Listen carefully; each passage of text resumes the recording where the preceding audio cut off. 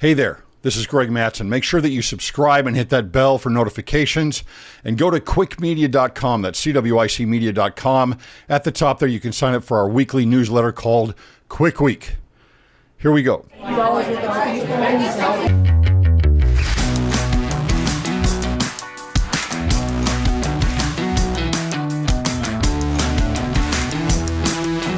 All right, welcome to Cwic Show. My name is Greg Mattson, and I am your host. In this episode, we're talking about the Kansas City Chiefs' Harrison Butker, who is their kicker, right, for the world champion Kansas City Chiefs, had a, and I'm using air quotes here, controversial speech at the commencement at the Catholic school called Benedictine College. This is a conservative school. The media has been buzzing about this because they cannot stand some of the things that he said. And I just want to give you one example of this starting off, and then we're going to run through the speech a little bit, just take little blurbs out and put it into a wider context. But look at how NBC News responded to a few of his comments. Tonight, Kansas City Chiefs kicker Harrison Butker still in the spotlight, days after his controversial graduation speech. Be unapologetic in your masculinity, fighting against the cultural emasculation of men. The speech, which included shots at the LGBTQ community and urged women to become homemakers, has been widely condemned. But tonight, that backlash drumming up sales. Before this week, many casual NFL fans may not have been able to pick Butker out of a lineup, but now take a look at this. His jersey is one of the top sellers on the NFL store, the #1 most popular amongst the Chiefs, and now both the men and the women's Butker jerseys are completely sold out. Okay, now I want to just say something here. Notice what she just said, right? She just said that the men's and the women's jerseys have sold out. Why is this controversial? Notice how the media uses this term controversial. They've been doing this for 50 years. Even though it is a majority movement, a majority phrase, a majority thought, an idea that, you know, we're losing masculinity in our culture, that encouragement for women to be stay-at-home moms, you know, as if these are controversial ideas, but they can't stand it.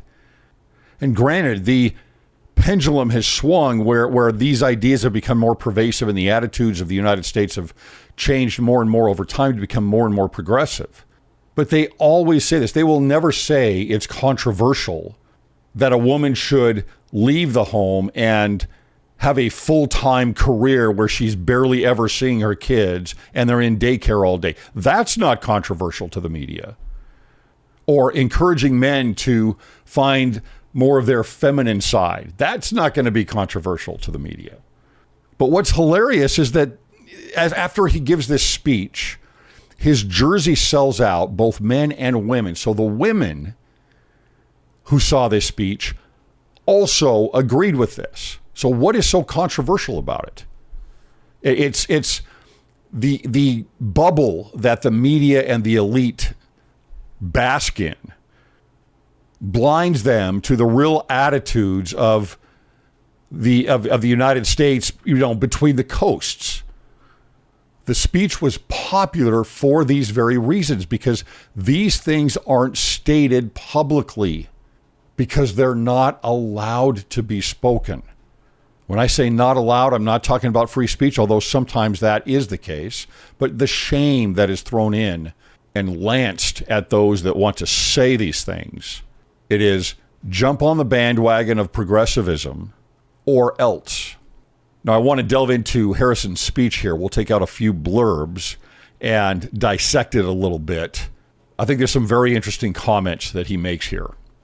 From the man behind the COVID lockdowns to the people pushing dangerous gender ideologies onto the youth of America, they all have a glaring thing in common. They are Catholic. Okay, so I want to just real quick on this. Regardless of what you think of COVID, he's talking about gender ideology. He's talking about, you know, they have something in common. He's calling out those that are of his own religion. And he's saying, what is going on? These people are Catholic, and here's what they're doing. He's concerned about it. Well, it's not that different in our church. Now, it's a different in terms of the percentages of those that would push these things, such as gender ideology. We have a smaller group. I would say that in the Catholic world, it's about a 50-50 split. And that's why you have so many conservative colleges like Benedictine College and others that are a lot more progressive, such as a Notre Dame, and those that are under the Jesuit tradition. And you kind of wonder, is that something that's going to happen with the Latter-day Saints? Are we going to have the BYU Idahos on one side and then the BYU Provos and definitely the BYU Hawaii all the way on the other side of the spectrum? So though this is a difference in pervasiveness within our religion and the Catholic religion, it's a similar problem. It's the same problem. This is an important reminder that being Catholic alone doesn't cut it. These are the sorts of things we are told in polite society to not bring up. You know, the difficult and unpleasant things. But if we are going to be men and women for this time in history, we need to stop pretending that the Church of Nice is a winning proposition. Okay, so again, same exact issue, and he's saying it right on point. That's why this was so popular. This is why this speech went viral. This is what I've been saying for a long time. We are too nice. Niceness is not a value, or it's not a value you want. When you participate in the spiral of silence because you want to be polite more than standing up for what is right, then you allow the forces to continue to encroach in on you, your family, your religion, your country, etc. Adversity is always there. It's always going to push. Niceness is not a good value. Niceness is passivity. Kindness is very different. Kindness is a word of commission, not omission. Politeness, definitely a value, but you know what? It's not anywhere near the top. Not anywhere near the top. And yet, we as Latter-day Saints, we seem to be so entrenched in this idea that the politeness is like this super high value. It is a good value, but where do you place it? And if we're not careful, being nice is going to undo us. That does not mean that we seek contention and strife, but it does mean that you stand up for what you believe in. Conflict is inevitable. In our world, it is inevitable as the culture continues to spiral downward, as families continue to disintegrate, as values are drained down into the cesspool of our society. If you do not have conflict at all with society, then you're going right along with it. It's impossible not to have conflict. Conflict and contention are very different, and seeking for conflict is not what you need to do. But you do seek for the truth. Don't lose that. Let's keep going here. We must always speak and act in charity, but never mistake charity for cowardice. As members of the church founded by Jesus Christ, it is our duty and ultimately privilege to be authentically and unapologetically Catholic. Don't be mistaken, even within the church, people in polite Catholic circles will try to persuade you to remain silent. Okay, so, yeah, this just rings so true to me. It is the message I have been trying to say for a long time, right? It is being silent is not the answer. Politeness is a value, but it's not a high value. Being a member of the church means that you are an authentic member of the church. He talks about the Catholic Church here, but the same thing applies to us. The church founded by Jesus Christ. And to be authentically Latter-day Saint and not worrying about being accepted by the world, which is what we seem to be moving toward more and more. That's the sin. The sin that is seeded with things like tolerance and niceness and politeness. Again, and obviously I have to qualify this for those that are usually going to come in and troll against me here. That doesn't mean that we see contention or conflict. It means that it's inevitable. That conflict is inevitable. And you know what? Those that are opposed to those principles of the gospel, they will use that in their favor. They will tell you, why are you being contentious? Why do you create conflict? And it's not you that's seeking the conflict. It's what's moving in that is trying to change the orthodoxy, the doctrine, the eternal truths of the gospel. There even was an award-winning film called Silence, made by a fellow Catholic, wherein one of the main characters, a Jesuit priest, abandoned the church and as an apostate, when he died, is seen grasping a crucifix, quiet and unknown to anyone but God. Bishop Robert Barron said in his review of the film, "It was exactly what the cultural elite want to see in Christianity. Private, hidden away, and harmless." Okay, so look for this also, right? I mean, you see parallels across Christianity. I follow the different denominations and religions of Christianity, and the same things that I see in the Church of England and that I see in the Southern Baptist Convention and that you can see in the Catholic Church, the same things are going on, right? Because they're all being influenced by the culture. And the question is do you stand up for things or do you go along with it? We are in a point where through technology, the world is smaller and smaller, and through social media, shame has entered in as not just a potent tool, but a dominating tool. And I hope that we don't go to our grave, right? And it may not be that we're clutching onto the crucifix when we die, but if we're clutching on to the Book of Mormon and we've never said anything about it, if we are clutching on to our temple covenants, but we never wanted to live them publicly. It's a great metaphor. Our Catholic faith has always been countercultural. Our Lord, along with countless followers, were all put to death for their adherence to her teachings. The world around us says that we should keep our beliefs to ourselves whenever they go against the tyranny of diversity, equity, and inclusion. Hey. We fear speaking truth because now, unfortunately, truth is in the minority. All right, now some of Harrison's words on women. I want to speak directly to you briefly because I think it is you, the women, who have had the most diabolical lies told to you. How many of you are sitting here now, about to cross this stage, and are thinking about all the promotions and titles you are going to get in your career? Some of you may go on to lead successful careers in the world, but I would venture to guess that the majority of you are most excited about your marriage and the children you will bring into this world.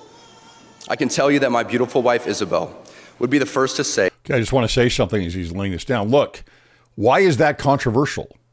Why is that bad? And we need to understand what has happened here with feminism and its massive contradiction to the plan of salvation and to the principles of the gospel and the focus of family.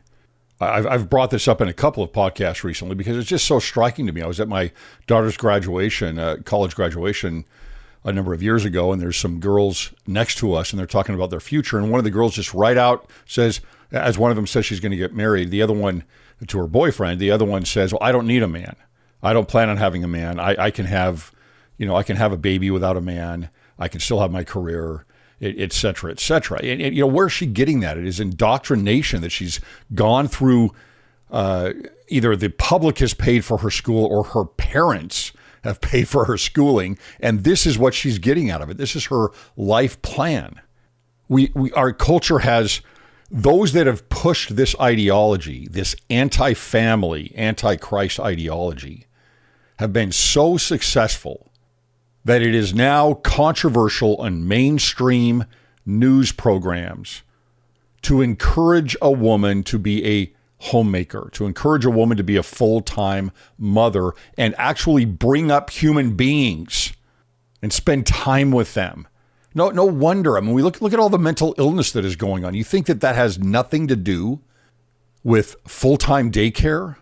That has nothing to do with children who are not given the attention that they need from their mother and possibly their father? Look, there's a lot of issues out there. There's a lot of problems that can cause these types of things. But certainly that is an issue. Now, I'm not saying that everybody has to do that. I'm saying everybody needs the choice. Everybody at least needs the choice. We will determine our own society. We do. But to say it is controversial to encourage a woman to be a homemaker is preposterous. And the consequences of a society that reaches a tipping point of motherless homes, and honestly, fatherless homes, is going to reap the consequences. Let's see what else he says. I can tell you that my beautiful wife, Isabel, would be the first to say that her life truly started when she began living her vocation as a wife and as a mother. I'm on this stage today and able to be the man I am because I have a wife who leans into her vocation. I'm beyond blessed with the many talents God has given me, but it cannot be overstated that all of my success is made possible because a girl I met in band class back in middle school would convert to the faith, become my wife, and embrace one of the most important titles of all, homemaker.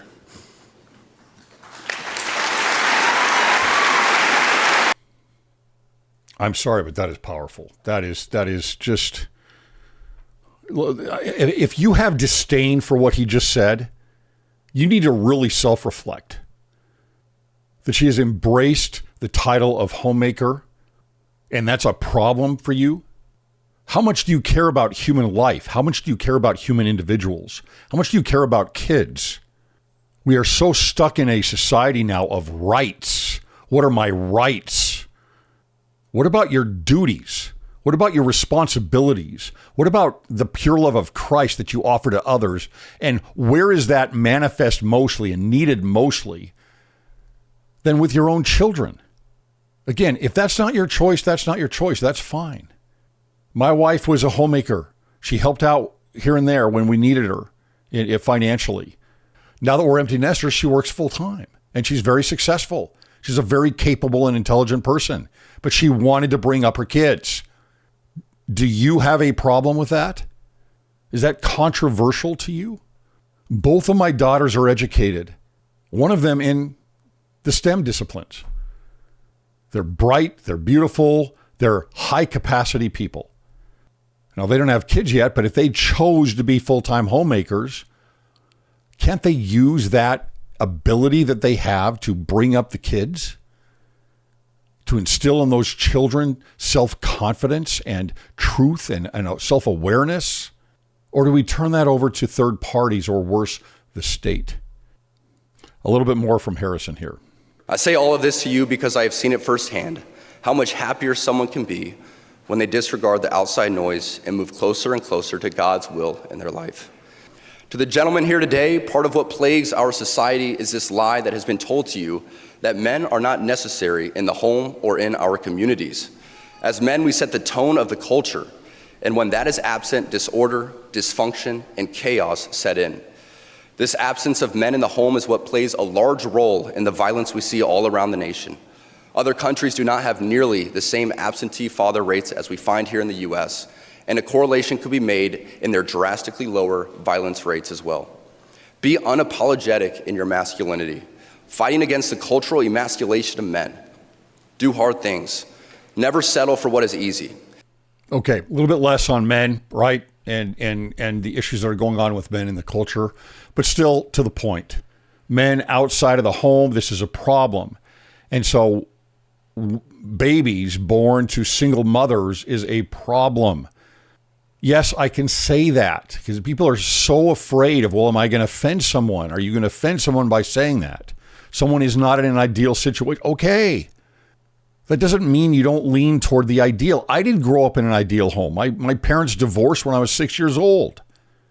That doesn't mean I don't lean toward the ideal, that I don't want to hear the ideal and work toward that and work toward that for myself and my wife.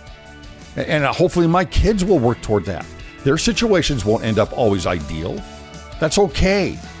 This idea of inclusiveness does not mean sacrificing the truth and the ideal. That's not how you do it.